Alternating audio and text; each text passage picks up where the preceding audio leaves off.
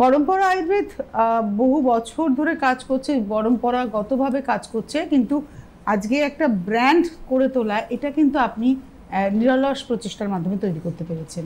এটা একদমই নয় দিদি, নয় না একদমই নয়।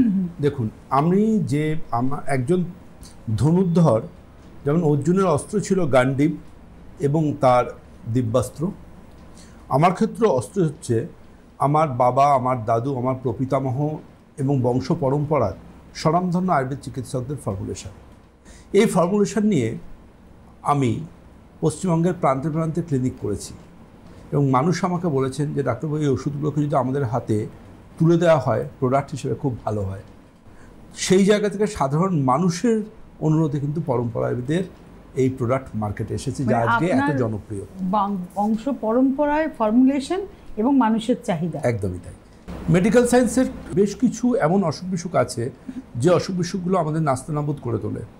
তার মধ্যে একটা হচ্ছে প্যানক্রিয়াটাইটিস। অসুখটা খুব সাধারণ মানুষ হচ্ছে আতঙ্কের, ভয়ের, যেটা কেন হয়, কিভাবে হয়, কী এর প্রতিকার। এটা কিন্তু মানুষের কাছে আজও গ্যাস বা অম্বল নিয়ে মানুষ যতটা, বা বাতের ব্যথা নিয়ে যতটা মানুষ সচেতন, অতটা কিন্তু প্যানক্রিয়াটাইটিস বলে অসুখটা নিয়ে কিন্তু অতটা সচেতন নন।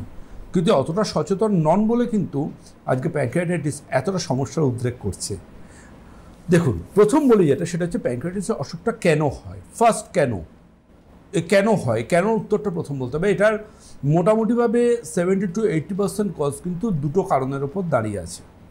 প্রথম কারণটা হচ্ছে যারা অ্যালকোহলের প্রতি আসক্ত, যারা অ্যালকোহল ছাড়া যাদের চলে না, যারা মনে করছেন যে আমি মাঝে মধ্যে তো অ্যালকোহল নিই, রোজ তো নিই না, কিংবা মনে করছেন যে আমি তো খুব পরিমিত পরিমাণ খাই, আমার আর কি প্রবলেম, আমি তো লিভার ফাংশন টেস্ট করে দেখে নিচ্ছি আমার লিভারের সব ফাংশন মোটামুটি ঠিক আছে।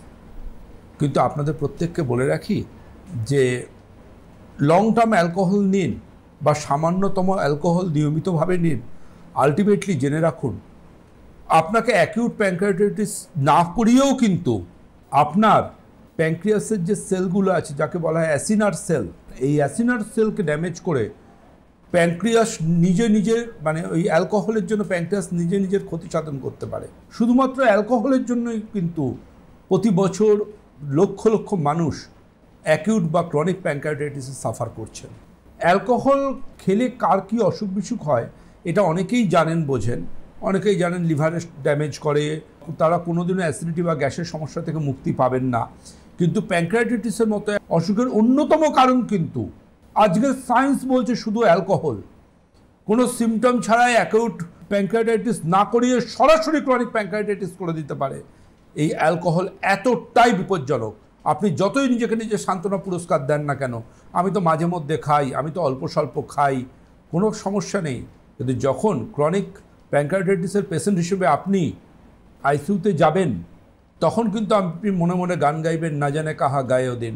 তখন যদি আমি সতর্ক হতাম, তখন যদি জীবন থেকে আমি অ্যালকোহলকে বাদ দিতাম, তখন যদি আমি কুসংসর্গ, দেখবেন এই যারা অ্যালকোহল নেন না তাদের একটা গ্রুপ তৈরি হয়ে যায়, মানে একে অপরকে সান্ত্বনা দেয় তারা, তুইও খা, তোর জীবনে এত দুঃখ, আমিও খাই, আমার জীবনে এত দুঃখ। তার জন্য এই বন্ধুত্বটা খুব প্রগাঢ় বন্ধুত্ব হয়, টুটেঙ্গে নেই, একদম এমন জোর তাদের বন্ধুত্বের। তো আলটিমেটলি এটুকু বলতে পারি সেটা হচ্ছে যে এই বন্ধু নামক শত্রুদের কিন্তু আপনার সেদিনকে আইসিইউতে শুয়ে মনে পড়বে, কাশ আমি যদি আমার ফ্যামিলি পার্সনের কথা শুনে আমি ওই বন্ধুত্ব না রাখতাম, কাশ যদি ওর সাথে আমি মাঝে মধ্যে দেখা করে অ্যালকোহল না খেতাম, তাহলে আজকে আমাকে কিন্তু এই ক্রনিক প্যানক্রিয়াটাইটিসের মতো সমস্যায় সাফার করতে হতো না। সুতরাং এটা গেল তো অ্যালকোহলের কথা। এর বাইরেও কিন্তু কারণ থাকে, যে কারণ সামান্যতম হলেও বিভিন্ন ভাইরাসের কারণে হতে পারে বিভিন্ন ওষুধের পার্শ্ব প্রতিক্রিয়ায়। কিন্তু তার মধ্যে সবথেকে অন্যতম একটা কারণ, যে কারণটা আজকে আমি আয়ুর্বেদাচার্য ডক্টর দেবব্রত সেন আপনাদের কাছে তুলে ধরতে চাইব, যে বিজ্ঞান বলছে, সায়েন্স বলছে, এই প্যানক্রিয়াটাইটিসের অন্যতম কারণও কিন্তু একটা রয়েছে। দেখবেন আজকের দিনে একটা ভুরি দৃষ্টান্ত থাকে যে এই তো আল্ট্রাসোনোগ্রাফি করলাম, করে দেখলাম একটু গলব্লাডারে স্টোন এসেছে, স্টোনের মতো আছে, আমি আমার মতো আছি। এবং বাড়িতে যেমন মানুষ অ্যাকুরিয়ামে মাছ পোষেন না, তিনি স্টোনগুলোকে তার শরীরের মধ্যে পুষে নিয়ে তিনি সমাজের বুকে হেঁটে চলে ঘুরে বেড়াচ্ছেন, কাজকর্মও করে চলেছেন, কোনো সমস্যা নেই। কিন্তু জেনে রাখুন যেদিনকে ওই গলব্লাডারের স্টোন হচ্ছে জাস্ট লাইক আপনি বোম নিয়ে ঘুরছেন আপনার সঙ্গে। যেদিনকে ওই গলব্লাডারের স্টোন এক পিস জাস্ট স্লিপ করে ওখান থেকে জীবনটাকে নয়-ছয় করে দেবে, সেদিন কিন্তু আপনি ভাবতেও পারবেন না যে গলব্লাডারের একটা স্টোন স্লিপ করে যদি স্লিপ করে চলে যায়, যদি সেটা বাইল ডাক্টে যায়, then obstructive jaundice. Obstructive jaundice very very very very common, এবং এটা নিয়ে বলবার কোনো জায়গা নেই। সবাই মোটামুটি কম বেশি অবস্ট্রাকটিভ জন্ডিস সম্বন্ধে জানেন।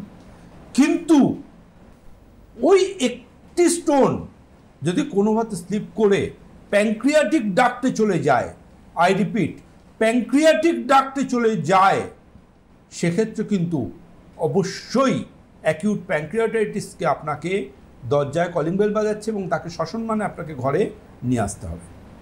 সুতরাং গলব্লাডারের স্টোন মানে জেনে রাখুন, সেটাকে কিন্তু অবশ্যই this is a surgical procedure, এবং as early as possible you should contact with a reputed and experience surgeon. আজকের দিনে খুব ছোট্ট অপারেশনেই কিন্তু গলব্লাডার স্টোন বেরিয়ে আসে। এটাকে ফেলে রাখবেন না। যদি ফেলে রাখেন, জানবেন অ্যালকোহল যেমন অ্যাকিউট প্যানক্রিয়াটাইটিসের জন্য ভীষণ রকম দায়ী, গলব্লাডারের স্টোনও কিন্তু একইভাবে আপনার কিন্তু মারাত্মক রকম প্যানক্রিয়াটাইটিসের সমস্যা নিয়ে আসতে পারে যদি না আপনি সময় এটাকে ট্রিটমেন্ট না করান। আমাদের শরীর খুব বড় একটা ইঞ্জিনিয়ারিং সিস্টেম দিদি। কিডনির ব্যথা যেমন কোমর থেকে সামনের দিকে আসে, কোমর পেছন থেকে সামনের দিকে আসবে কিডনিতে স্টোন হলে। আবার প্যানক্রিয়াটাইটিসের ব্যথাটা কিন্তু সামনে থেকে পেছন দিকে যাবে।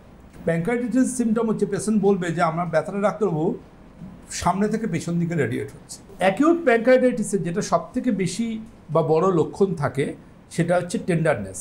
টেন্ডারনেস একটা মেডিকেল টার্মস। আমরা দেখবেন কাউকে অন এক্সামিনেশনে লিখে tenderness single plus, double plus, triple plus. Tenderness মানে স্পর্শ করলে ব্যথাকে টেন্ডারনেস বলা। এমনি ব্যথা নেই, কিন্তু চাপ দিলেই ব্যথা। অ্যাকিউট প্যানক্রিয়াটাইটিসের পেশেন্টদের কিন্তু ওপর পেটে চাপ দিলেই ব্যথা পড়বে, করে উঠবে। আমরা যখন তাকে এক্সামিনেশন করব, আমরা যদি চাপ দিই তারা কিন্তু ডাক্তার লাগছে বলে উঠবে, চাপটা ছেড়ে দিলে কিন্তু তারা বলবে না আর লাগছে না। This is the one of the another symptom. সমস্যা যত বাড়তে থাকবে ক্রমশ কিন্তু তার ভমিটিংয়ের টেন্ডেন্সি আসবে, গা গুলোনো এবং বমি বমি ব্যাপার এটাও আসতে পারে। এবং সবচেয়ে বড় কথা যেটা আমরা ভীষণ ভীষণ কমন পাই, যে তাদের এমার্জেন্সি বেসিসে যদি আমরা আপার অ্যাবডোমেন ইউএসজি করাই কিংবা যদি আমরা একটা সিটি স্ক্যান করাই, সেখানে পরিষ্কার করে লোকেট করে দেবে, পরিষ্কার করে বলে দেবে যে হ্যাঁ গলব্লাডার থেকে স্টোনটা গিয়ে আমাদের প্যানক্রিয়াটিক ডাক্টের এই জায়গায় সেটা অবস্থান করছে, এবং এটাকে ইমিডিয়েট বেসিসে সার্জিক্যাল প্রসিডিওরে এটাকে রিমুভ করতে হবে। কিন্তু অত অবধি আপনি সমস্যাটাকে যেতে দেবেন কেন? যে কোনো অসুখ কিন্তু কোনো সিমটম দেয়, কারণ আপনার শরীরে কোনো একটা অংশটা ব্যথা চিরিক করে সে চলে গেল, আপনি ধরে নিতে পারেন যে সান্ত্বনা পুরস্কার একটা আছে না, গ্যাসের ব্যথা।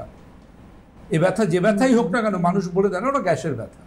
আলটিমেটলি গ্যাসের ব্যথা বলে ধামাচাপা না দিয়ে যদি আপনি যে কোনো প্যাথির একজন কোয়ালিফাইড এবং অভিজ্ঞ উপযুক্ত একজন ডক্টরকে দেখান, আপনি কিন্তু একটা বড় সমস্যা থেকে বেরিয়ে আসতে পারবেন। যে দেখুন, যে কোনো অসুখ কিন্তু সিগন্যাল দেয়, তার কারণ থাকে। সে কারণের মধ্যে আরেকটা জিনিস দেখবেন, যেমন গলব্লাডারের স্টোন হলে কিছু মানুষজন সেটাকে ইগনোর করে ঘুরে বেড়ান। ওই আমার বাড়িতে চোর ঢুকেছে, দেখি না কি চুরি করে, শুয়ে শুয়ে দেখছেন তিনি, চোখটা একটুখানি কম্বলের ফাঁক দিয়ে বার করে চোর কি চুরি করছো, যে কোনো সময় তো আমি চোরকে ধরে ফেলবো। ওই দেখি চোরা করে কি, এই টার্মিনোলজিতে যারা বিশ্বাস করেন তারা এই অসুখগুলোকে পুষে রাখে। ঠিক তেমনই গলব্লাডার স্টোনের মতো আরেকটা অসুখ কিন্তু আজকে প্রায় প্রত্যেকটা মধ্যবয়সী জীবনে এসে গেছে। প্রায় মোটামুটি যার সাথে আপনার দেখা হোক বা না হোক, আপনি লক্ষ্য করে দেখবেন তিনি এই সমস্যায় ভুগছেন। সেটা হচ্ছে কোলেস্টেরলের সমস্যা। কোলেস্টেরল যখন আমরা টেস্ট করাই, সেখানে কিন্তু থাকে কি লিপিড প্রোফাইল টেস্ট। কোলেস্টেরল টেস্টও বলি না আমরা, লিপিড প্রোফাইল টেস্ট। এই লিপিড প্রোফাইল টেস্টের মধ্যে কী থাকে আমাদের উপকারী কোলেস্টেরল যেটা হার্টকে বাঁচায়, দ্যাট ইজ এইচডিএল, যেটা আমরা 60-র আশেপাশে রাখতে বলি। থাকে এলডিএল, যেটা আমরা 100-এর নিচে রাখতে বলি। থাকে ভিএলডিএল বা ব্যাড কোলেস্টেরল, যেগুলোকেও নিয়ন্ত্রণে আমরা রাখতে বলি। কিন্তু এর সাথে আরেকটা জিনিস লেখা থাকে, দ্যাট ইজ ট্রাইগ্লিসারাইড। এবং মানুষ ভাবেন যে কোলেস্টেরলটা তো খারাপ, ওটা কমাচ্ছে ঠিক আছে, ট্রাইগ্লিসারাইড যেমন আছে থাক না। কিন্তু জেনে রাখবেন কোলেস্টেরলের থেকেও বিপজ্জনক এই ট্রাইগ্লিসারাইড। কারণ এই ট্রাইগ্লিসারাইড শুধুমাত্র যে আপনাকে ম্যাসিভ কার্ডিয়াক অ্যারেস্ট বা হার্ট ফেল করাতে পারে, ও শুধু সেই ক্ষমতা রাখে না, ও আরও ক্ষমতা রাখে যে আপনার প্যানক্রিয়াটাইটিসটাকে দ্রুততার সাথে আপনার জীবনে জুড়ে দেওয়ার জন্য। সুতরাং ট্রাইগ্লিসারাইড যদি আপনার হাই থাকে, আপনাকে আপনার ডাক্তারবাবুর সাথে পরামর্শ করে, আপনাকে diet, food habit, lifestyle change করে আপনাকে কিন্তু ট্রাইগ্লিসারাইডকে নিয়ন্ত্রণে আনতে হবে। জানি না আপনার ডাক্তারবাবু আপনাকে বলেছেন কিনা, সাবধান করেছেন কিনা যে কোলেস্টেরলের থেকেও বিপজ্জনক ট্রাইগ্লিসারাইড, যে ট্রাইগ্লিসারাইড একদিকে যেমন হার্ট স্ট্রোক করাতে পারে বা হার্ট ফেলিওর করাতে পারে, আরেকদিকে কিন্তু এই প্যানক্রিয়াটাইটিসের মতো সমস্যাকেও আপনার জীবনে নিমন্ত্রণ করে নিয়ে আসতে পারে। সুতরাং ট্রাইগ্লিসারাইড জানবেন কিন্তু কোলেস্টেরল যেমন 70% আমাদের লিভার তৈরি করে। অনেকে ভাবেন যে আমরা তো কোলেস্টেরল ফ্রি তেল খাচ্ছি, আরে কোলেস্টেরল তো লিভার তৈরি করে, তেল থেকে আর কতটুকু আসে? কিন্তু ট্রাইগ্লিসারাইড কিন্তু আসে বাইরের খাবার থেকে। সুতরাং ট্রাইগ্লিসারাইডের পেশেন্টকে কিন্তু লো কার্বোহাইড্রেট, দেখবেন বারবার ভাত রুটি বলি, আমি গ্যাসের সমস্যায় লো কার্ব বলি, আমি ডায়াবেটিসের সমস্যায় লো কার্ব বলি, আজকে আমি প্যানক্রিয়াসের সমস্যাতেও বলবো ভাত রুটির থেকে সাবধান। ট্রাইগ্লিসারাইড বাড়ে কিন্তু আমাদের কার্বোহাইড্রেটের বেশি পরিমাণ ইনটেক করলে। গ্রিন লিফি ভেজিটেবলস নিন, ফাইবার্স নিন, যেটা কিন্তু আপনার জীবনে আশীর্বাদ হিসেবে আসবে।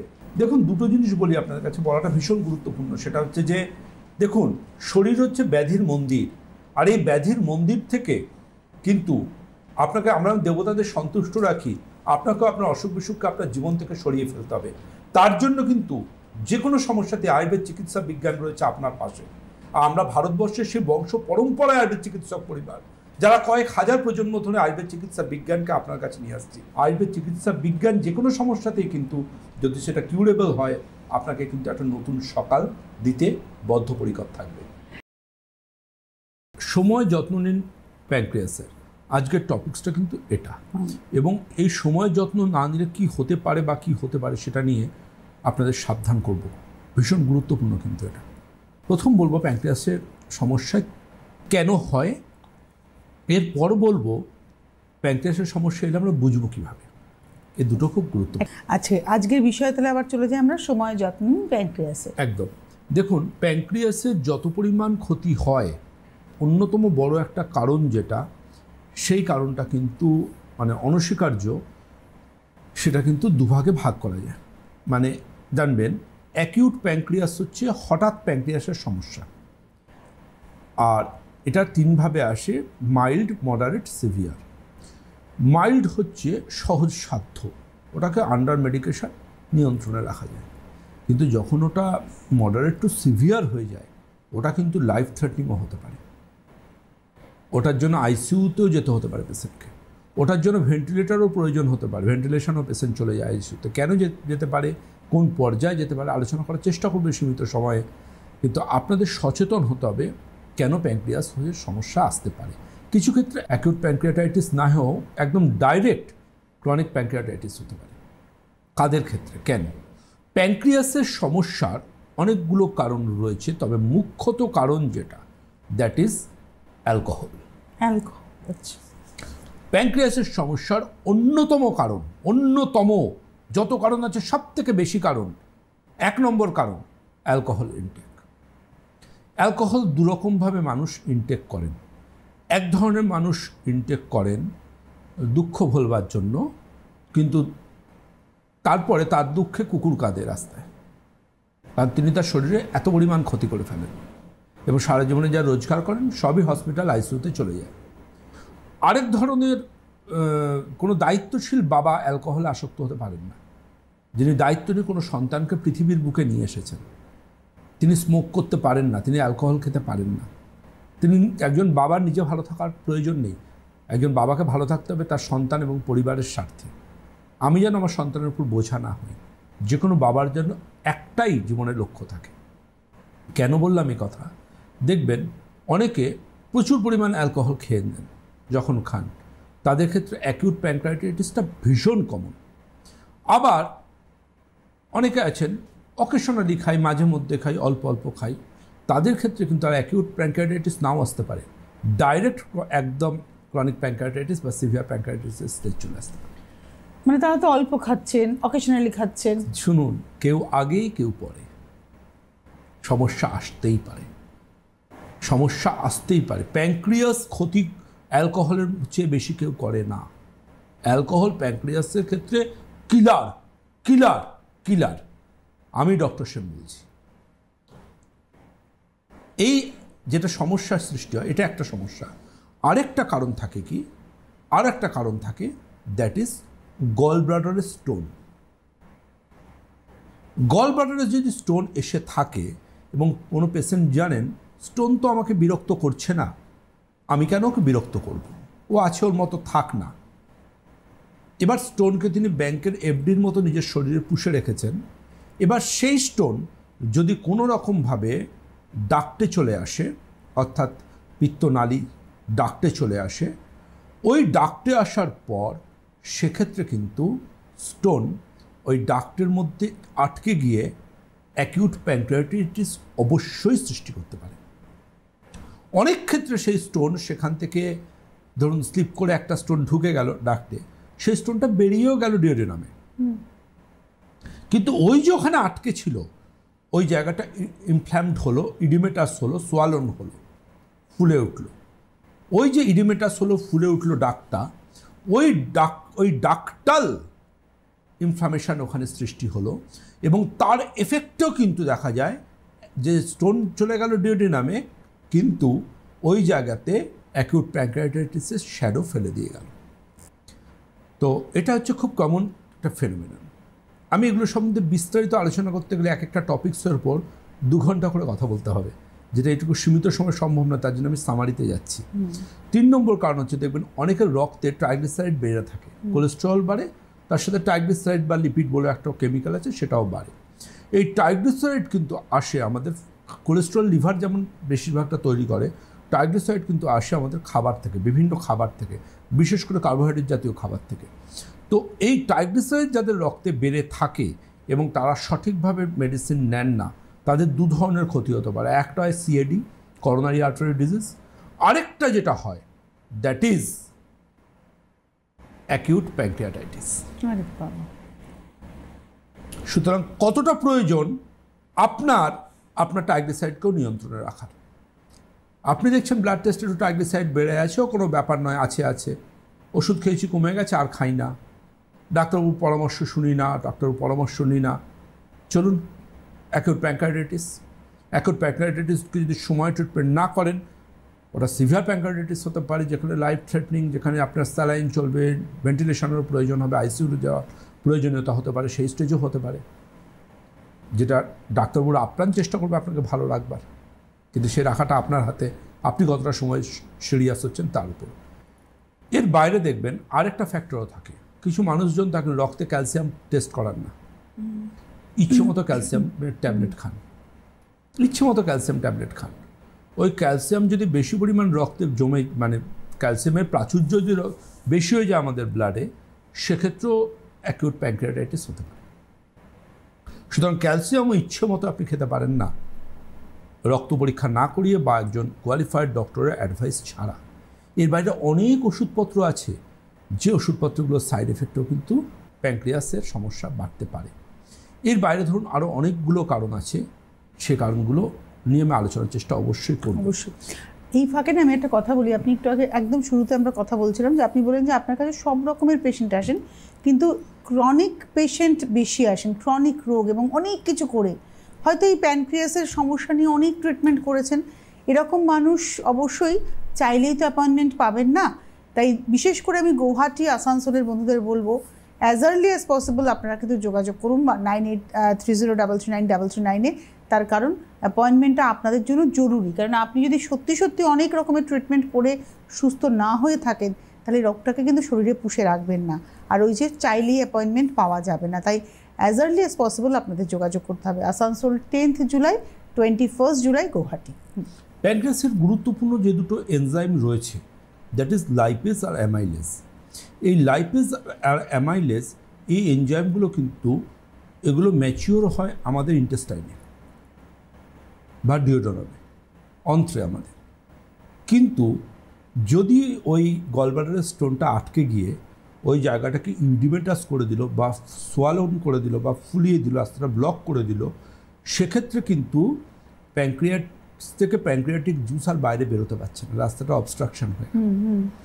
এবং ওই যে রাস্তাটা অবস্ট্রাকশন হলো, তখন ওই প্যানক্রিয়াটিক এনজাইম কিন্তু প্যানক্রিয়াসের ভেতরের সেলকে, একটু ডাক্তারি ভাষাও না বললে হবে না, প্যানক্রিয়াসের ভেতরের সেলগুলোকে বলা হয় অ্যাসিনার সেল, ACINAR, গুগল করলে যে কেউ দেখতে পাবেন। অ্যাসিনার সেল প্যানক্রিয়াসের সেলের ভেতর থাকে। ওই অ্যাসিনার সেলগুলোকে নিজে নিজে ড্যামেজ করতে শুরু করে, নিজের ক্ষতি করেছে। দেখবেন অনেকের কিছু মেন্টাল সমস্যা থাকে, নিজেকে হার্ম করে। ঠিক তেমন প্যানক্রিয়াস থেকে প্যানক্রিয়াটিক জুস যদি বাইরে বেরোতে না পারে, ডাক্টে যদি অবস্ট্রাকশন থাকে due to gallbladder stone or any oedematous condition or swollen, on that very time কিন্তু সেক্ষেত্রে প্যানক্রিয়াসের ভেতরটাকে ড্যামেজ করা শুরু করে। ওটা কিন্তু একটা খুব চ্যালেঞ্জিং ইস্যু, এবং এই চ্যালেঞ্জিং ইস্যু যদি থাকে সেক্ষেত্রে দুটো ভাগে পেশেন্ট কিন্তু খুব সিরিয়াস সমস্যার সম্মুখীন পড়ে। একটা ভাগ কি? একটা ভাগ হচ্ছে ডাইরেক্ট স্ট্রেট AKI বলি, AKI অ্যাকিউট কিডনি ইঞ্জুরি। এই অ্যাকিউট কিডনি ইঞ্জুরিতে কী হবে? অ্যাকিউট কিডনি ইঞ্জুরিতে কী হবে না, ব্লাডে ক্রিয়েটিনিন বাড়বে এবং তার পাশাপাশি ইউরিন আউটপুট কমবে, পা ফুলবে, মুখ ফুলবে, ইউরিনের বডিতে ফ্লুইড কনজামশন বেড়ে যাবে। এই অ্যাকিউট কিডনি ইঞ্জুরি কিন্তু ওই প্যানক্রিয়াটাইটিসের জন্য আসতেই পারে। সুতরাং মাথায় রাখতে হবে যে কিডনির সমস্যা মানে কিন্তু একজন অভিজ্ঞ ডাক্তারবাবু কিন্তু অনেকগুলো দিক চিন্তা ভাবনা করে করবেন। সেকেন্ড যেটা, এটা যদি এই সাইটোকাইন বলা হয়, সাইটোকাইন ওই ক্ষতিকারক কেমিক্যালটা যেটা প্যানক্রিয়াসের মধ্যে জমে গেল, ওটা যদি আমাদের ব্লাড স্ট্রিমে চলে যায়, এই সাইটোকাইন যদি ব্লাড স্ট্রিমে চলে যায় তাহলে ডাইরেক্ট আঘাত হানে কিডনির পাশাপাশি আমাদের লাংসের উপর। সেক্ষেত্রে চলে আসে অ্যাকিউট পালমোনারি সিনড্রোম। এই অ্যাকিউট পালমোনারি সিনড্রোমে কী হয়, স্যাট স্যাট স্যাট স্যাট করে অক্সিজেন লেভেল কমতে শুরু করে, ব্লাডে স্যাচুরেশন লেভেল কমতে শুরু করে, পেশেন্টকে দেন অক্সিজেন দিতে হয়, ইভেন তাকে ভেন্টিলেটরও তুলতে হতে পারে। আমি বোঝাতে পারছি কতটা গুরুত্বপূর্ণ প্যানক্রিয়াসের যত্ন বা প্যানক্রিয়াসের সমস্যা হলে সেটাকে প্রপারলি একজন কোয়ালিফাইড ডাক্তারকে দিয়ে এক্সামিন করা। আমরা বুঝবো কি করে যে আমার প্যানক্রিয়াস ভালো নেই? সিগন্যাল দেবে, আপনার বডি হচ্ছে একটা বড় ইঞ্জিনিয়ারিং, আপনার বডি সিগন্যাল দেবে। প্রথম সিগন্যাল কি দেবে? যখন আপনি জিজ্ঞেস করছেন আমি উত্তরে আসি, প্রথম সিগন্যাল বলবে ওপর পেটে ব্যথা, ওপর পেটে ব্যথা, ফার্স্ট সিগন্যাল। এবং সেই ব্যথা সামনে থেকে পিঠের দিকে যাচ্ছে। মাঝে মাঝে এই ব্যথাটা যেটা ওপর পেটে আসছে সেটা কিন্তু পিঠের দিকে আস্তে আস্তে ট্রান্সফর্ম হচ্ছে। এটা হচ্ছে সিমটম। সেকেন্ড কি বলবে পেশেন্ট? টেন্ডারনেস। টেন্ডারনেস মানে কি? টাচ করলে পেন। পেটে যদি আমরা শুয়ে পেশেন্টের হাঁটু ফোল্ড করে যখন এক্সামিন করি, আমরা যখন হাত দিয়ে চাপ দিয়ে জায়গাটাকে দেখবো ওপর পেটের কোথায় ব্যথা আপনার, তো অন দ্যাট টাইম পেশেন্ট কি বলবে? ডাক্তারবাবু লাগছে, ডাক্তারবাবু লাগছে, মানে স্পর্শ করে চাপ দিলেই ব্যথা। সেকেন্ড থাকবে এই টেন্ডারনেস। এর সাথে কিছু ক্ষেত্রে ফিভার আসতে পারে, কিছু ক্ষেত্রে ভমিটিং সিমটম হিসেবে আসতে পারে। কিন্তু এটাকে ওইভাবে দেখুন, একজন মেন হচ্ছে ক্লিনিক্যাল আই। কোন ডাক্তারবাবুর চোখের মধ্যে কতটা এক্সরে পাওয়ার আছে, কতটা সে ক্লিনিক্যাল ভিশন আছে, তার যদি সন্দেহ হয় যে পেটের মাঝখানে ব্যথা, তাহলে that is related to gastritis. কিন্তু ব্যথাটা যখন ওপর পেটের একটা নির্দিষ্ট দিকে থেকে পিঠের দিকে ঘুরছে এবং পেশেন্ট কমপ্লেন করছে যে আমার টেন্ডারনেস রয়েছে, মানে হাত দিলে ব্যথা লাগছে, পেশেন্ট কমপ্লেন করছে আমার ফিভার বা ভমিটিংও হচ্ছে মাঝে মধ্যেই, এবং সবচেয়ে আরেকটা জিনিস যেটা এখন আমাদের ডাক্তারবাবুদের ক্লিনিকে যেটা আমরা সবচেয়ে বেশি দেখি, পালস অক্সিমিটার লাগিয়ে বা হাতে পালস ক্যালকুলেশন করে দেখব পালস রেট দানান্দন হাই আছে। পালস রেট কিন্তু মোটামুটি 120-র ওপর থাকে এই প্যানক্রিয়াসের অ্যাকিউট প্যানক্রিয়াটাইটিসের পেশেন্টদের। তো এগুলো হচ্ছে জাস্ট একটা সম্ভাবনা, এগুলো কিন্তু কখনোই এমন নয় যে এগুলো একদম কনফার্মেশন ডায়াগনোসিস। কিন্তু কনফার্মেশন ডায়াগনোসিস আমাদের করতে হবে এই আভাস বা সম্ভাবনাকে সাথে নিয়ে। তার জন্য আমরা তখন কি করব? আমরা দৈনন্দিন তার ব্লাডের করতে দেবো CRP, সি রিঅ্যাক্টিভ প্রোটিন, আর কি করতে দেবো CBC, এবং সবচেয়ে গুরুত্বপূর্ণ যেটা করতে দেবো ব্লাডের লাইপেজ, অ্যামাইলেজ এবং lipid profile LFT। Lipid profile আমরা ট্রাইগ্লিসারাইড দেখতে পাবো, এলএফটিতে আমরা এসজিপিটি এসজিওটি দেখতে পাবো, এবং এর পাশাপাশি লাইপেজ অ্যামাইলেজের মাধ্যমে আমরা জানতে পারবো যে তার প্যানক্রিয়াটিক জুসটা সঠিক আছে কিনা। যদি হাই থাকে, বিশেষ করে যাদের ক্ষেত্রে ওই ডাক্টাল অবস্ট্রাকশন রয়েছে, যেখানে ইডিমেটাস হয়ে রয়েছে, বেরোতে পারছে না এবং সাইটোকাইন ডাইরেক্ট ব্লাডে গিয়ে মিশছে, সেক্ষেত্রে তো ক্রিয়েটিনিন হাই হতেও পারে, সেক্ষেত্রে আমাদের ইউরিয়া ক্রিয়েটিনিনও দেখতে হতে পারে। কিন্তু সব কিছুর বাইরে গিয়ে যেটা সবচেয়ে ইম্পর্ট্যান্ট ডায়াগনোসিসের জন্য, that is imaging. Imaging means CT scan বা এমআরআই। এটা খুব ইম্পর্ট্যান্ট যে একটা অসুখ, যেমন ধরুন সেটা গ্যাস্ট্রাইটিস হোক, বা আমরা খুব কমন যেটা ধরুন ইউটিআই, ইউরিন ট্র্যাক্টের ইনফেকশান, যখন পেশেন্ট আমাদের কাছে আসেন দিদি, ইউরিনের আরই টেস্ট করে, ধরুন দেখবেন মহিলাদের ক্ষেত্রে ইউরিনের ইনফেকশান ঘন ঘন হয়, কারণ ইউরিনের ইনফেকশনের জীবাণুটা থাকে আমাদের স্টুলের জায়গায় বলেছিলেন, এবং ওটা একদম একটু 19-20 হলেই চলে আসে ইউরিনের জায়গায়। তো তার জন্য মহিলাদের ক্ষেত্রে এত বেশি রেকার হয়। এটা অনেকে বলেন পাবলিক টয়লেট ইউজ করে, ব্যাপারটা সেরকম না, নিজের থেকে নিজে ইনফেক্টেড হচ্ছে এবং রেকারেন্সের চান্স খুব হাই থাকে। সেরে যাওয়ার পর আবার হচ্ছে, সেরে যাওয়ার পর হচ্ছে। এই রেকারেন্স ফলো আপে যখন পেশেন্ট আসেন আমাদের কাছে, ডাক্তার প্রত্যেক গরমে ইউরিনে জ্বালা করে, কষ্ট হয়, মাঝে মাঝে টেম্পারেচার চলে আসছে, আমরা সবসময় কিন্তু প্রথম ইউরিনের আরই করাই, এবং কোনো আরই যদি অ্যান্টিবায়োটিক খেয়ে করেন তাহলে তো নেগেটিভ হয়ে যাবে, রিপোর্ট নর্মাল হয়ে যাবে, সেক্ষেত্রে কোনো জীবাণু অস্তিত্ব, ইকলের অস্তিত্বও পাওয়া যাবে না। কিন্তু আমরা একটা জিনিস পাবো, কী বলুন তো, সেটা রিপোর্টটা হাতে নিয়ে স্ট্রেট চোখ পড়বে আমাদের, পার্সেল কত আছে। পার্সেল যদি 5-এর ওপর থাকে, বুঝতে হবে ইনফেকশান এসেছে, সদ্য সমাপ্ত কোনো ইনফেকশানের ফেজ চলেছে না। পার্সেলটাকে আমরা দেখে কিন্তু ধরবো, কিচ্ছু দেখার দরকার না, হাতে নিন ইউরিন টেস্টের পার্সেল কত লেখা আছে, 5-এর ওপরে না 5-এর নিচে, কত এইচপিএফ লেখা আছে। যেমন লিভার ফাংশন টেস্ট হাতে নিয়ে আমরা প্রথমে চোখটা আটকে যাই এসজিপিটিতে, এসজিওটিতে। এসজিপিটি হাই মানে ওনার শরীরের, এই যে বলছি আমি আপনার একটা কথা বলি, দেখুন রক্ত পরীক্ষার অনেক কথা হয় না পাত্রপাত্রীর বিয়ের আগে, তো পাত্রপাত্রীর রক্ত পরীক্ষাতে যেমন থ্যালাসেমিয়া টেস্ট হয়, আরও অনেক কিছু টেস্ট হয়, সেরোলজিক্যাল টেস্ট হয়। একটা টেস্টের উপর আমি সবসময় গুরুত্ব দিতে বলবো, একটা টেস্ট করাবেন আপনার ভাবি পুত্রবধূ বা আপনার ভাবি আপনার আগামী দিনের জামাতার জন্য, দ্যাট ইজ ব্লাডের এসজিপিটি।